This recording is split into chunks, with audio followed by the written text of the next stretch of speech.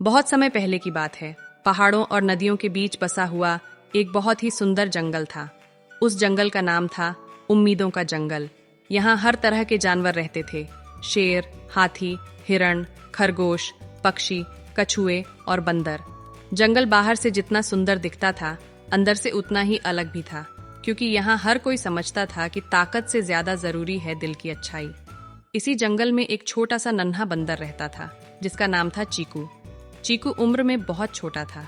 वह हमेशा एक सादी भूरी शर्ट और छोटी हाफ पैंट पहनता था। उसकी पूंछ छोटी थी, आवाज थोड़ी पतली थी और शरीर भी कमजोर सा लगता था। लेकिन उसकी आंखों में एक अलग चमक थी, अच्छा करने की चमक। चीकू पेड़ों पर उछलता कूदता जरूर था, लेकिन उसे सबसे ज्यादा अच्छा लगता था दूसरों की मदद करना। कोई घायल पक्षी हो, कोई भूखा जानवर हो या कोई डर में हो, चीकू सबसे पहले वहीं पहुंचता। लेकिन जंगल के कई जानवर उसे गंभीरता से नहीं लेते थे।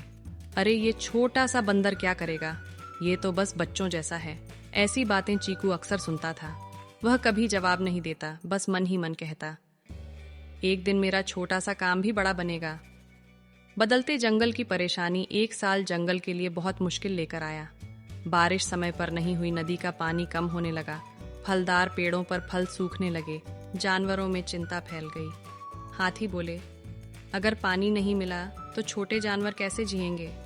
हिरण डरते हुए बोले, हमारे बच्चों का क्या होगा? जंगल का राजा शेर बहुत गंभीर हो गया। उसने सभा बुलाई। शेर ने कहा, हमें मिलकर इस समस्या का हल निकालना होगा।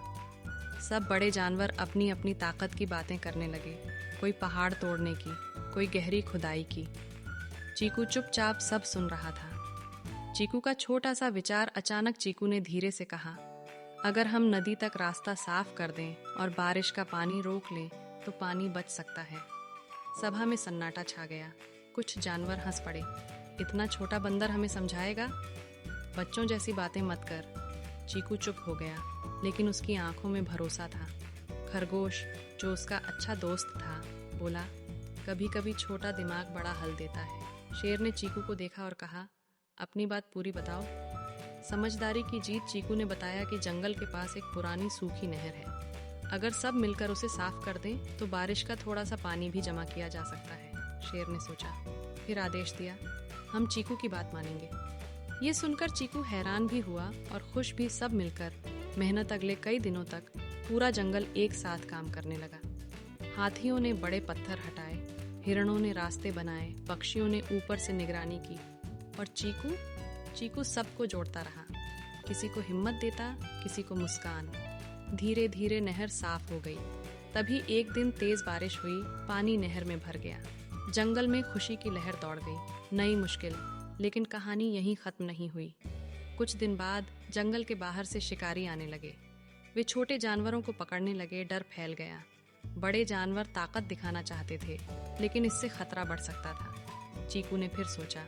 उसने कहा, अगर हम मिलकर एक चेतावनी व्यवस्था बना लें तो सब सुरक्षित रहेंगे। समझदारी से सुरक्षा पक्षियों को संकेत देने की जिम्मेदारी मिली। कछुओं ने सुरक्षित रास्ते बताए, बंदरों ने ऊंचे पेड़ों से निगरानी रखी। चीकू सबका नेतृत्व कर रहा था, बिना राजा बने। जब शिकारी आए, पूरा जंगल पहले से सतर्क था।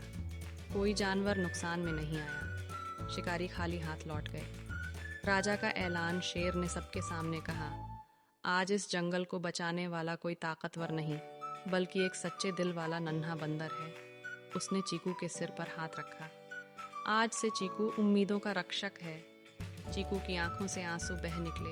वह बोला, मैं बस सबकी तरह जंगल का एक छोटा सा हिस्सा हूँ। कहानी का सुंदर अंत। उस दिन के बाद जंगल बदल गया। अब कोई छोटा बड़ा नहीं था। सब एक दूसरे की कद्र करते थे।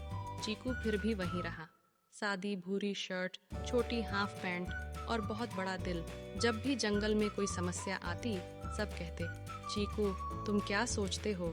सीख मॉरल, ताकत से नहीं, समझदारी से नहीं, बल्कि अच्छे दिल और एकता से हर मुश्किल जीती जा सकती है।